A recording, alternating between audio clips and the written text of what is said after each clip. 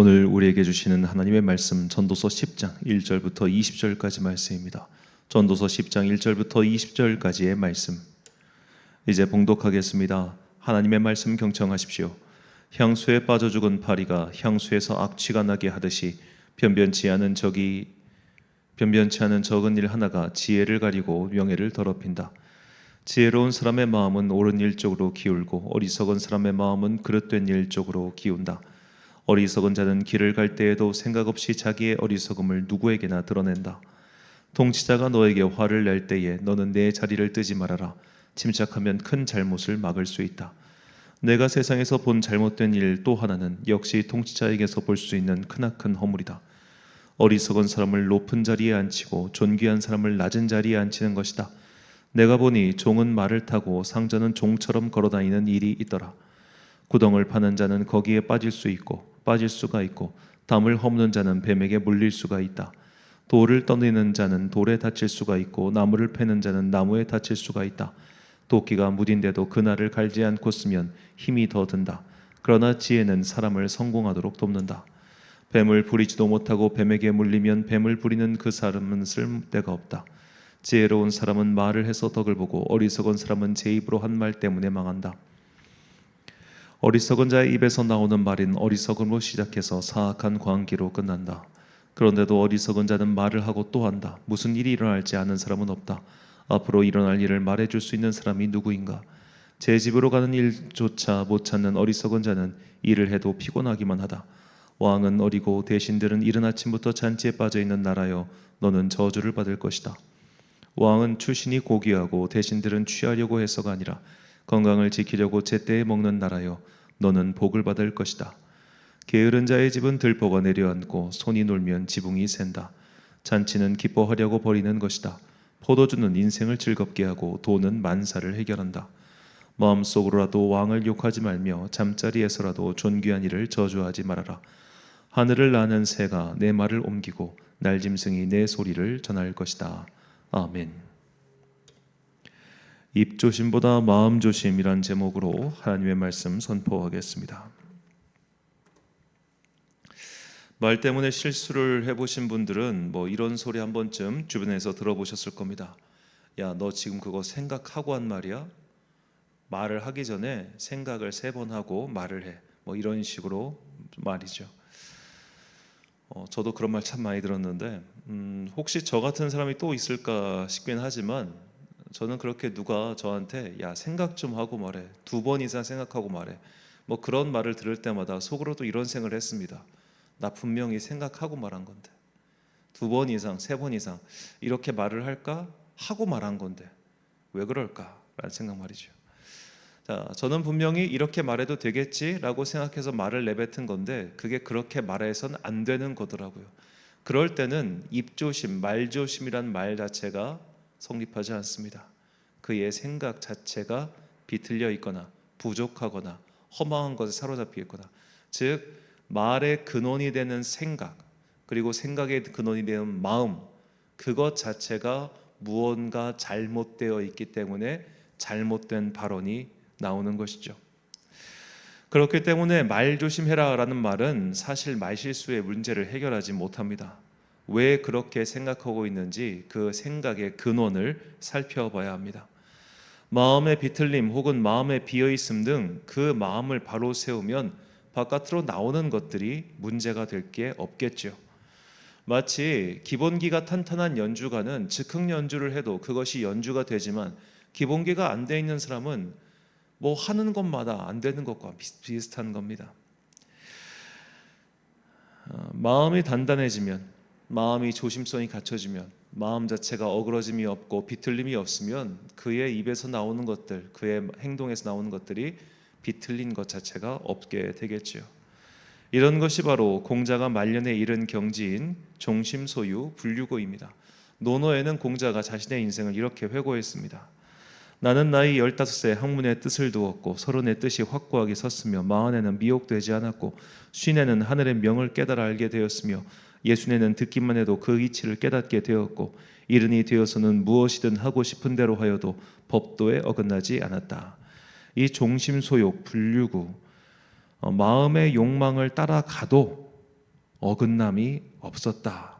그러니까 욕망 자체가 이미 예의와 법도에 어긋나지 않을 그럴 단계에 이르렀기 때문에 이제는 정말 자유함을 얻게 된 거예요. 이게 진짜 자유함이죠. 어떻게 실력 있는 연주자가, 재즈 연주자가 아무리 악보 없이 즉흥적으로 연주해도 그것이 연주라고 하는 틀에서 벗어나지 않는 것처럼 우리의 마음 자체가 이미 어그러짐이 없다면 말을 조심할 이유조차 없을 겁니다. 왜냐하면 그가 내뱉는 말 자체가 틀리지 않기 때문이죠. 예수님께서 말조심을 하셨겠습니까? 그 내면이 이미 완성된 사람은 굳이 그런 외겉적인 아주 1차원적인 것들을 집착하지 않게 되겠죠. 입조심보다는 먼저 경계해야 되는 것이 이처럼 마음의 상태입니다. 그래서 오늘 본문의 지혜자도 이렇게 말을 하죠. 본문 12절과 13절 그리고 20절 말씀. 지혜자의 입의 말들은 은혜로우나 우매자의 입술들은 자기를 삼키나니 그의 입들의 말들의 시작은 우매요 그의 입의 결말은 심히 미친 것이니라. 심중에라도 왕을 저주하지 말며 침실에서라도 부자를 저주하지 말라. 공중의 새가 그 소리를 전하고 날짐승이 그 일을 전파할 것임이라. 아멘. 자, 지혜자가 이 어리석은 자, 우매한 자의 말에 대해서 언급한 후 마지막에 야 마음속에서라도 왕욕하지 말고 입 조심해라고 조언을 한 이유는 같은 이치인 거예요. 지혜로운 사람도 말에 실수가 있습니다. 그러나 우매한 자는 말의 실수가 문제가 아니라 그의 마음, 그의 생각 자체가 우매하기 때문에 그의 입에서 나오는 것은 다 우매한 결과를 낳을 뿐이죠. 우리가 국회에서 벌어지는 청문회나 혹은 토론회, 긴 토론회 등을 보면 이게 명확해집니다. 자, 그 토론에 나온 사람들이 흥분해가지고 말에 실수를 한 게 아니지요. 그들 마음속에 있는 말을 그동안은 어찌 보면 내 속마음을 들키지 않기 위해서 계속 조심조심하다가 이게 시간이 지나가면서 마음의 경계가 조금씩 흐려지고 할 때 툭툭 튀어나오는 것이 결국 자기 속마음, 속생각, 속태도인 겁니다. 그때 사람들이 놀라죠. 야, 어떻게 저런 생각을 하고 있었나 라고 말입니다. 요즘 MBTI 성격 검사가 유행인데 요즘이 아니라 좀 됐죠. 자, 이게 인터넷에서 무료로 이렇게 할 수 있는 그런 간단한 검사지 말고 제대로 된 유료 검사지, 그러니까 뭐 몇만 원씩 내고 하는 유료 검사지는 문항 자체가 뭐 조금씩 다르긴 한데 거의 1000문항까지 되는 것도 있습니다. 그거 체크하는 데만 1시간 걸려요. 그렇게 긴 걸 하다 보면 뭐가 있냐면 분명히 앞에서 이거 비슷한 게 나왔는데 라는 게 나옵니다. 단어만 몇 자 바꾼다거나 특히 답 요것만 바꾼다거나 뭐 앞에서는 당신이 선호하는 것은 했다가 뒤에서는 당신이 불호하는 것은 거의 똑같은 내용인데 질문만 살짝 바꾼 게 뒤에 나온단 말이에요. 그런 것들이 한 7, 8개 나옵니다. 왜 그렇게 하느냐? 우리가 이 성격 유형 검사가 보면은 사실 처음에 시작을 하면 내가 원하는 나의 모습을 거기다가 적어요. 이렇게 되고 싶은 나의 모습 혹은 이렇게라고 착각하는 나의 모습. 그런데 이것이 똑같은 질문이 한 7, 8개 그리고 1시간이라고 하는 것보다 더 긴 그런 긴 시간 동안 하다 보면은 자기 속마음을 적게 돼요. 그래서 전문가들은 이게 앞쪽에 나온 답과 뒤쪽에 나온 답이 다를 때 이런 것들을 다 계산하는 방법이 있다고 합니다. 자, 우리의 속마음은 결국 드러납니다. 그래서 지혜자가 말미에 마음속에라도 권력자를 저주하지 말라라고 하는 것이죠. 입조심이 아니라 마음조심을 하라고 얘기한 겁니다. 왜냐? 마음속에 있는 것들은 결국 튀어나오기 때문이죠. 그래서 감기와 사랑은 감출 수 없다고 하는 것 아니겠습니까? 우리는 입조심이 아니라 마음조심을 먼저 해야 합니다. 말이 거친 사람은 사실 마음이 거친 상태여서 말이 거칠어지는 것이죠. 남을 찌르는 말을 잘하는 사람은 그 마음이 공격성으로 가득 차 있기 때문에 자꾸만 남을 찌르는 것입니다. 우리의 입이 방정인 게 아니라 마음의 상태가 방정이라 언제나 문제인 것이죠. 믿음의 문제도 신앙생활도 마찬가지입니다. 겉사람이 중요한 게 아니라 속사람이 문제입니다. 남들 보기에 율법을 잘 지키느냐가 중요한 게 아니라 그 내면에 나는 지금 어떤 이유로 율법을 지키고 있는지 그게 문제인 것이죠. 어째서 예수님께서 그토록 율법을 잘 지키고 있었던 바리새인들을 비판하셨겠습니까? 그 바리새인들의 겉모양은 하나님을 위해서인 것처럼 행동하지만 그들의 속마음은 자신의 명성과 이득과 그런 것들을 위해서 일하는 지극히 세속적인 전문 종교인화 되었기 때문입니다. 도금은 결국 벗겨집니다. 그럴듯한 신앙인의 연계를 해도 그것을 평생 감출 수는 없지요.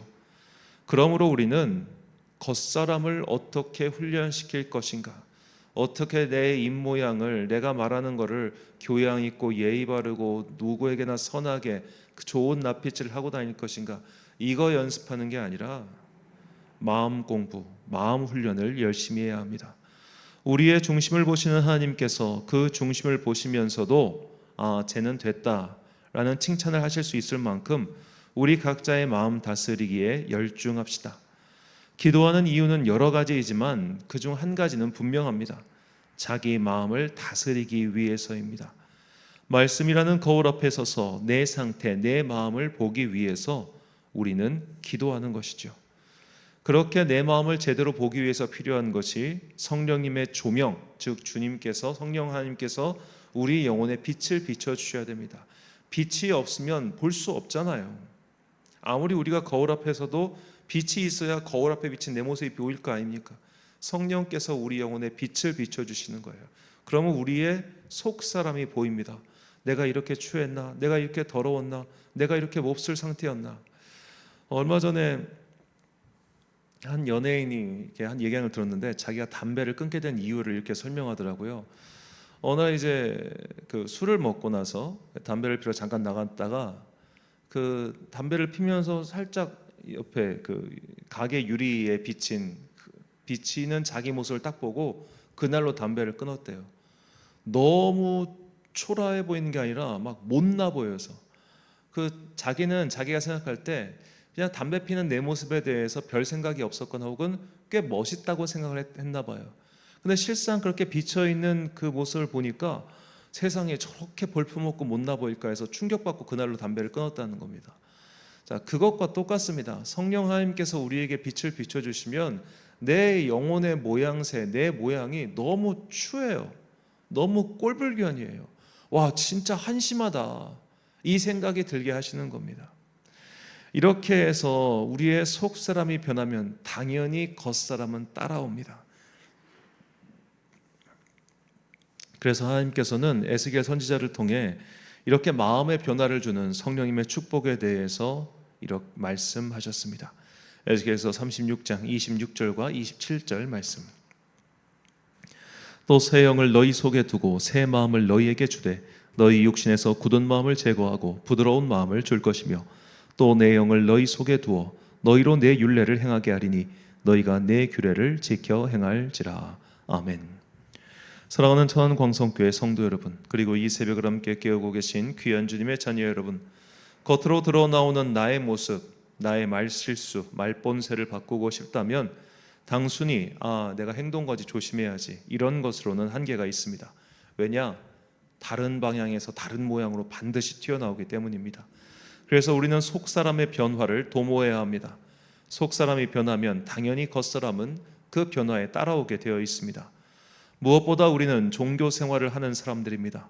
종교인들은 전문 종교인이든 아니든 속마음을 감추고 겉모양을 꾸미는데 되게 익숙한 사람들입니다. 이게 고착화되어 버리면 겉사람은 부드럽고 교양은 넘치는데 속사람은 완전히 탐욕의 괴물처럼 되어버린 경우가 왕왕 생기죠. 이 정도까지 이르면 사람 모양을 한 마귀가 되어버립니다. 모든 믿음의 선배들이 경건훈련을 중요시한 이유가 바로 여기에 있습니다. 마음을 다스리지 못하면 겉사람의 그럴듯함이 오히려 독이 될 수밖에 없습니다. 겉사람이 그럴듯하니 마음 다스리기를 당연히 게을리지 하지 않겠습니까? 모두가 나를 칭찬하고 모두가 나를 존중해 주는데, 그래서 우리가 주님 앞에서 기도하는 게 중요한 거예요. 내 속사람을 다스리기 위해서 말이죠.